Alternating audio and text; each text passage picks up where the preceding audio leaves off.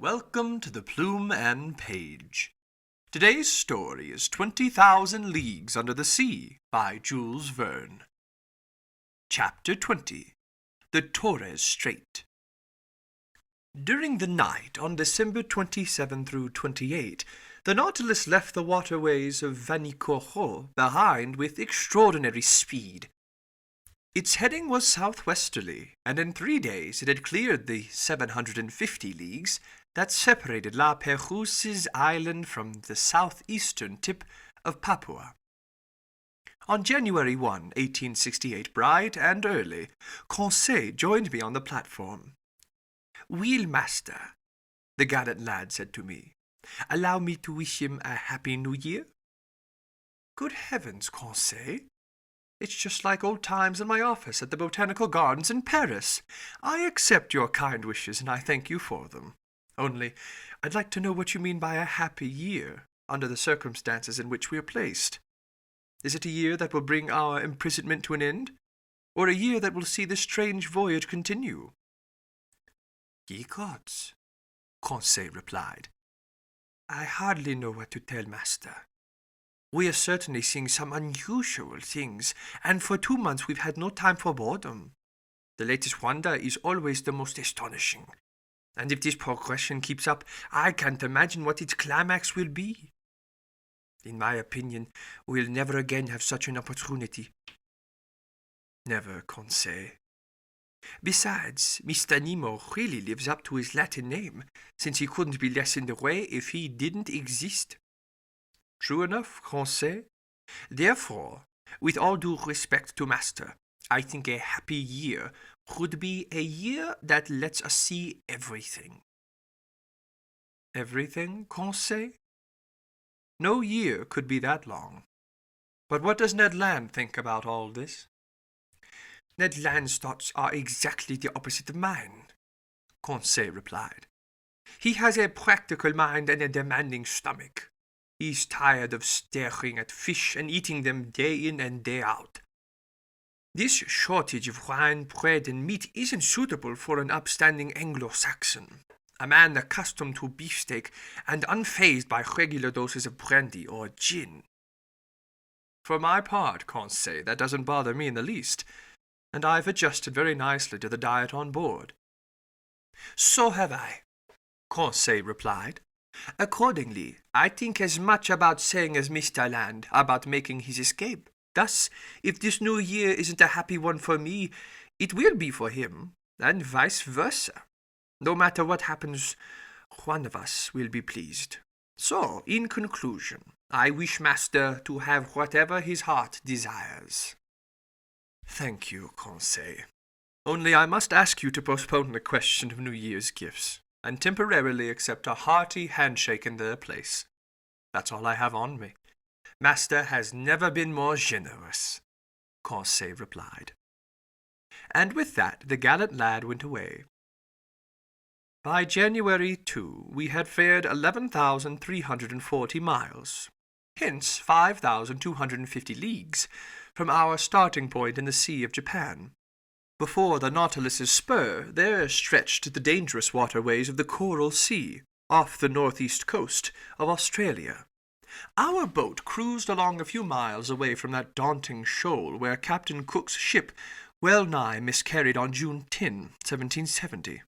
The craft that Cook was aboard charged into some coral rock, and if his vessel didn't go down, it was thanks to the circumstance that a piece of coral broke off in the collision and plunged the very hole it had made in the hull. I would have been deeply interested in visiting this long 360-league reef, against which the ever-surging sea broke with some fearsome intensity of thunderclaps. But just then the Nautilus's slanting fins took us to great depths, and I could see nothing of those high coral walls. I had to rest content with the various specimens of fish brought up by our nets. Among others, I noted some long-finned albacore, a species in the genus Scomber, as big as tuna, bluish of the flanks and streaked with crosswise stripes that disappear when the animal dies. These fish followed us in schools and supplied our table with very dainty flesh. We also caught a large number of yellow-green gilthead, half a decimeter long, and tasting like dorado, plus some flying gurnards, authentic underwater swallows that, on dark nights, alternately streak air and water with their phosphorescent glimmers. Among mollusks and zoophytes, I found in our trawls meshes various species of alcinellarian coral, sea urchins, hammershells, spurred star shells, wintertrap snails, horn shells, glass snails. The local flora was represented by fine floating algae, sea tangle, and kelp from the genus Macrocystis, saturated with the mucilage their pores perspire, from which I selected a wonderful Nemastoma gelinearoidea, classifying it with the natural curiosities in the museum. On January 4, 2 days after crossing the Coral Sea, we raised the coast of Papua. On this occasion, Captain Nemo told me that he intended to reach the Indian Ocean via the Torres Strait. This was the extent of his remarks. Ned saw with pleasure that this course would bring us once again closer to European seas. The Torres Strait is regarded as no less dangerous for its bristling reefs than for the savage inhabitants of its coasts. It separates Queensland from the huge island of Papua, also called New Guinea. Papua is 400 leagues long by 130 leagues wide, with a surface area of 40,000 geographic leagues. It's located between latitude 0 degrees 19 and 20 degrees 2 south, and between longitude 128 degrees 23 and 146 degrees 15. At noon, while the chief officer was taking the sun's altitude, I spotted the summits of the Arfak Mountains, rising in terraces and ending in sharp peaks.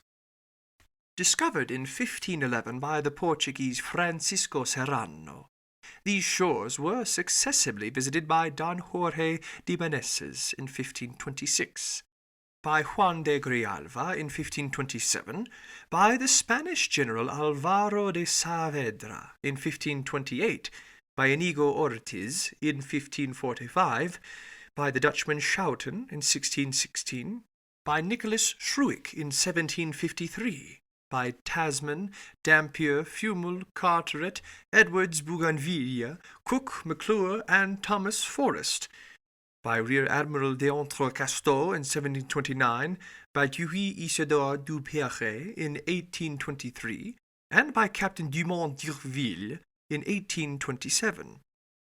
It's the heartland of the blacks who occupy all Malaysia, Mr. de Renzi has said. And I hadn't the foggiest inkling that sailor's luck was about to bring me face to face with these Andaman aborigines.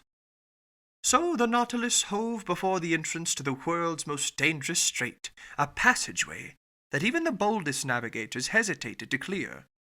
The strait that Luis Valles de Torres faced on returning from the South Seas and Melanesia.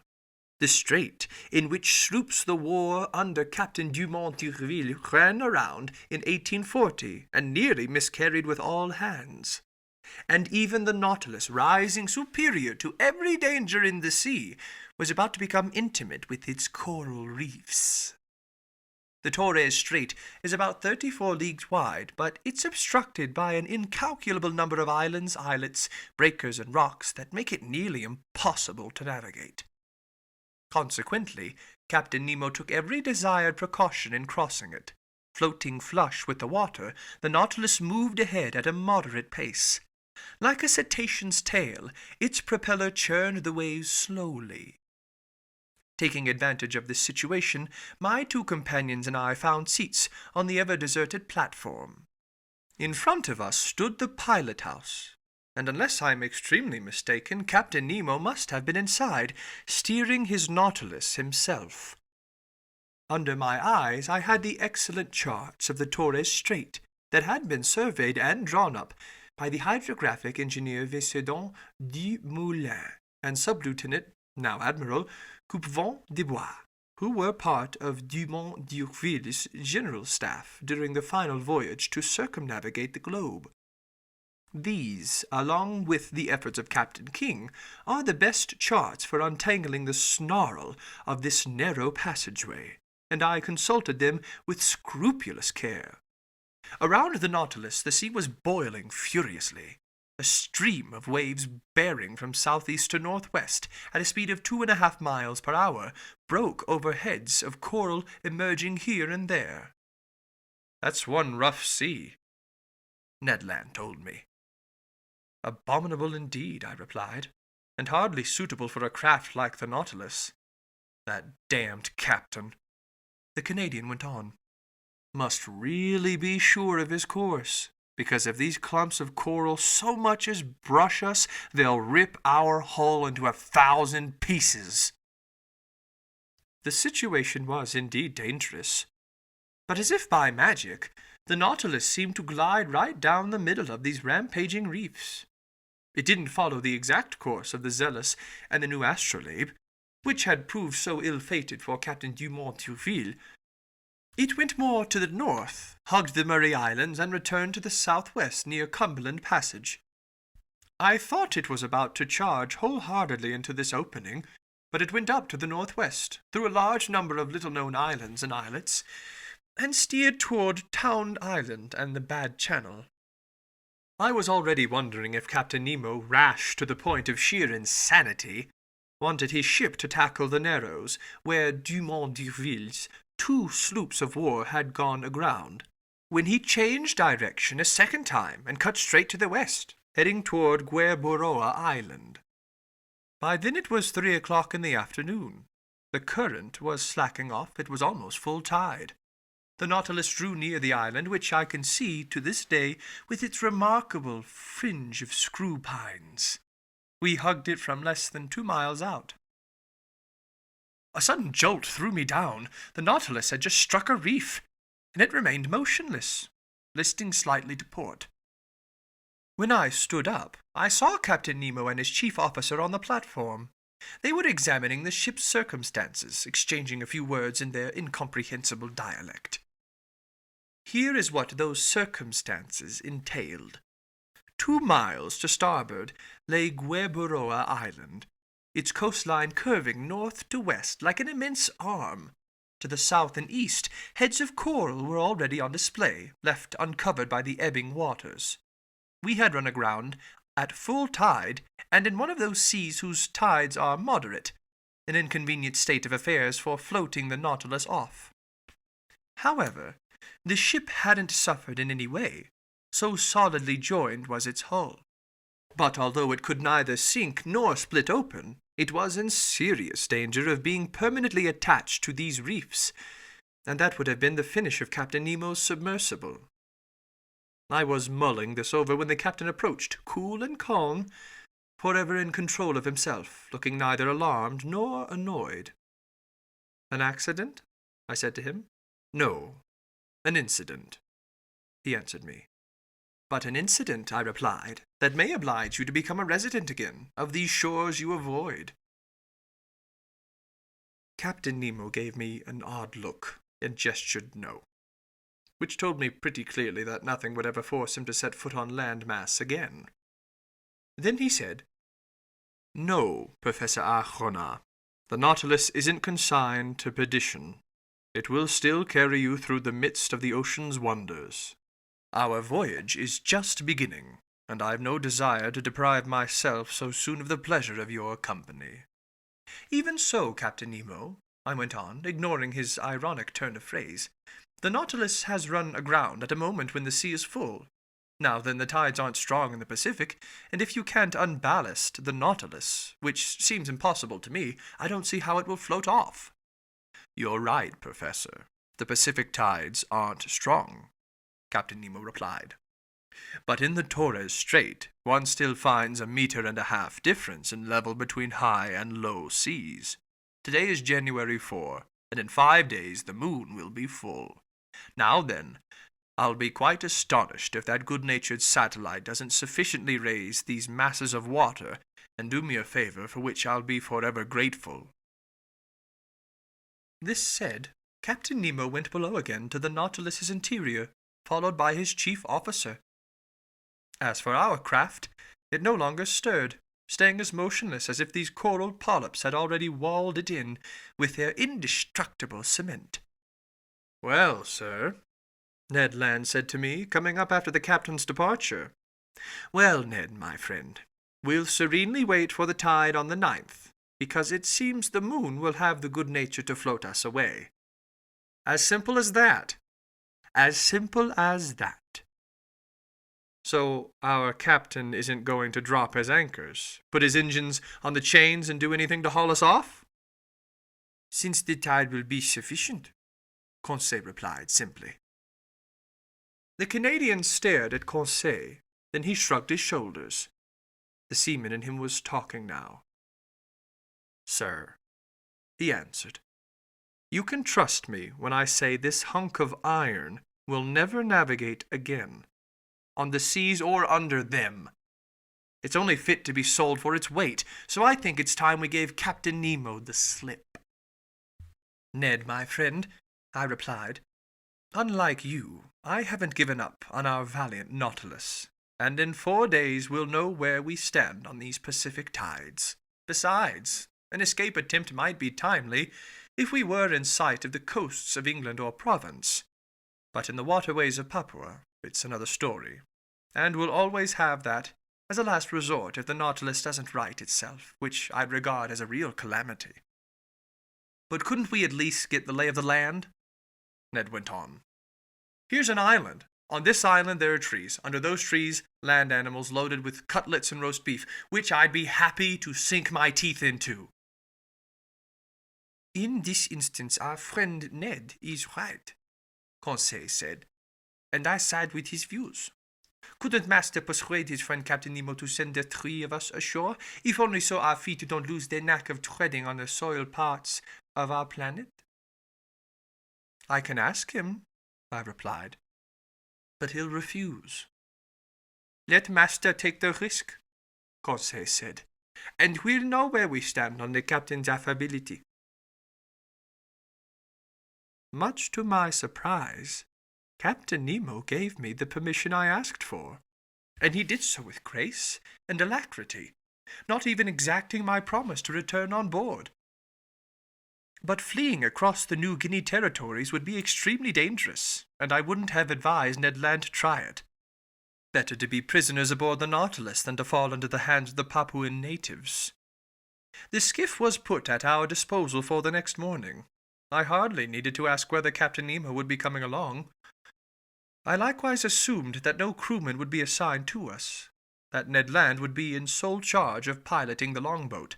Besides, the shore lay no more than 2 miles off, and it would be child's play for the Canadian to guide that nimble skiff through those rows of reefs so ill-fated for big ships.